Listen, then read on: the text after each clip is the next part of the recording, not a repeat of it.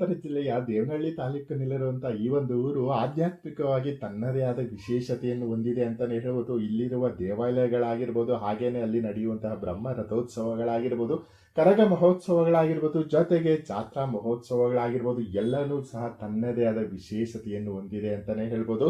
ದೊಡ್ಡವರಿಗೆ ಚಿಕ್ಕವರಿಗೆ ನಮಸ್ಕಾರ. ನಾನಿವತ್ತು ಹೇಳ್ತಾ ಇರೋದು ಬೆಂಗಳೂರು ಗ್ರಾಮಾಂತರ ಜಿಲ್ಲೆಯ ದೇವನಹಳ್ಳಿ ತಾಲೂಕಿನ ದೇವಾಲಯಗಳ ನಗರಿ, ಹಾಗೆ ಪಂಚತೇರುಗಳ ಊರು ಅಂತಾನೆ ಕರೆಯುವಂತಹ ವಿಜಯಪುರದ ಬಗ್ಗೆ. ನನ್ನ ವಿಡಿಯೋಲಿ ಇವತ್ತು ಪಂಚತೇರುಗಳಲ್ಲಿ 2 ವಿಶೇಷವಾದ ತೇರುಗಳು ಅಂದರೆ ಬ್ರಹ್ಮ ರಥೋತ್ಸವಗಳ ಬಗ್ಗೆ ನಾನು ನಿಮಗೆ ಹೇಳ್ತೀನಿ.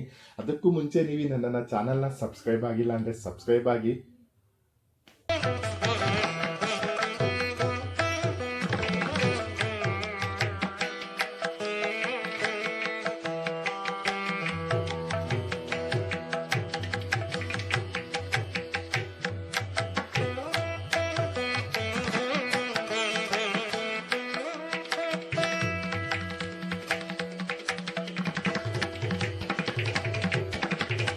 ಎರಡು ವಿಶೇಷ ಬ್ರಹ್ಮ ರಥೋತ್ಸವಗಳಲ್ಲಿ ಮೊದಲನೆಯದು ಶ್ರೀ ಭದ್ರಮಂಗಳ ಸಮೇತ ಶ್ರೀ ರುದ್ರದೇವರ ಬ್ರಹ್ಮ ರಥೋತ್ಸವವಾಗಿದೆ. ಈ ರಥದ ವಿಶೇಷ ಏನಪ್ಪಾ ಅಂದ್ರೆ ಇದನ್ನ ಎಳೆಯುವುದು ಮಕ್ಕಳು, ಚಿಕ್ಕ ಮಕ್ಕಳು ಎಳೆಯುವಂತಹ ರಥವಾಗಿದೆ. ಬೇರೆ ಯಾವ ಊರಲ್ಲೂ ಸಹ ಈ ರೀತಿಯ ಒಂದು ರಥ ಇಲ್ಲ ಅಂತಾನೆ ಹೇಳ್ತೀನಿ. ಎಲ್ಲಾದ್ರೂ ಇದ್ರೆ ಕಮೆಂಟ್ ಅಲ್ಲಿ ತಿಳಿಸಿ.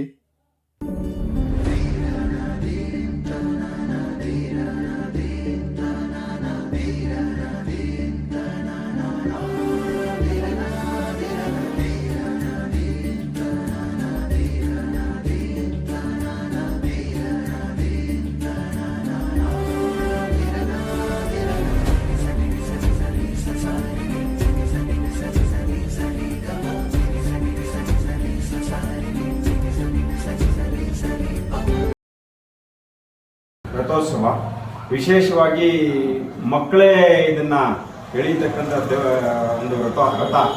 ಈ ರಥ ಕಾಷ್ಟ ಶೈಲಿಯಲ್ಲಿ ಈಗಾಗಲೇ ಒಂದು 4 ವರ್ಷದ ಹಿಂದೆ ಇದನ್ನು ಹೊಸದಾಗಿ ನವೀಕರಿಸಿ ಮತ್ತೆ ನಾವು ಎಳೆಯಲಿಕ್ಕೆ ಚಾಲನೆ ಕೊಟ್ಟಿದ್ದೇವೆ.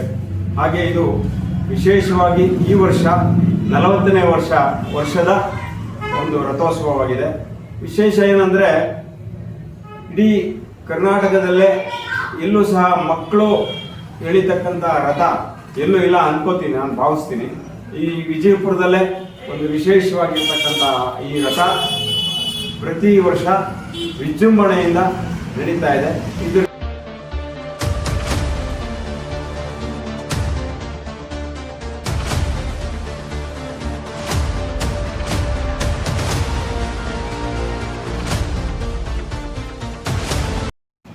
ಆತ್ಮೀಯ ಭಕ್ತಾದಿಗಳೇ, ವಿಜಯಪುರದ ಇತಿಹಾಸ ಪ್ರಸಿದ್ಧ ರುದ್ರದೇವರ ರಥ.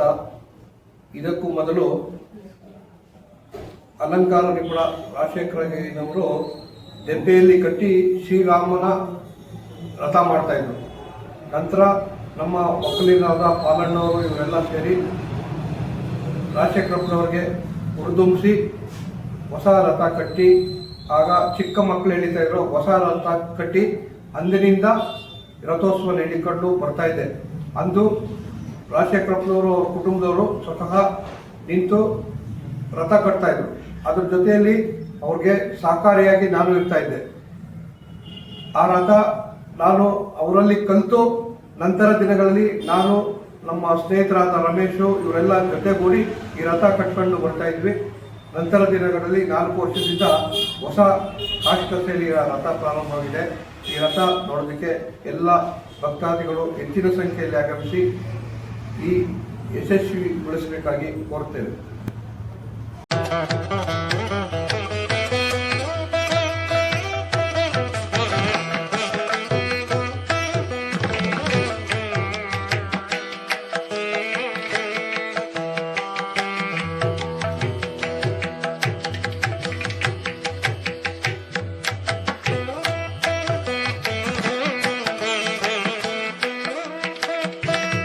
ಇನ್ನು 2025ರ ಶ್ರೀ ರುದ್ರದೇವರ ರಥೋತ್ಸವ ಅಂದರೆ ಮಕ್ಕಳ ತೇರು 12ನೇ ತಾರೀಕು ಏಪ್ರಿಲ್ ಮಧ್ಯಾಹ್ನ 3 ಗಂಟೆ ಮೇಲೆ ನಡೆಯಲಿದೆ.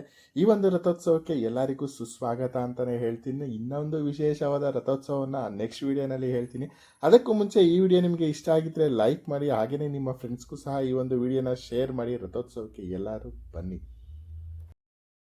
ಶ್ರೀ ರುದ್ರದೇವರ 40ನೇ ವರ್ಷದ ಕಾಷ್ಟ ಶೈಲಿಯ ಬ್ರಹ್ಮರಥೋತ್ಸವವು ಮುಂಬರುವ ಚೈತ್ರ ಶುದ್ಧ ಪೌರ್ಣಮಿ ಎಂದು ಅಂದರೆ ದಿನಾಂಕ 12/4/2025 ಶನಿವಾರ ಮಧ್ಯಾಹ್ನ 3 ಗಂಟೆಗೆ ನೆರವೇರ್ತಾ ಇದೆ.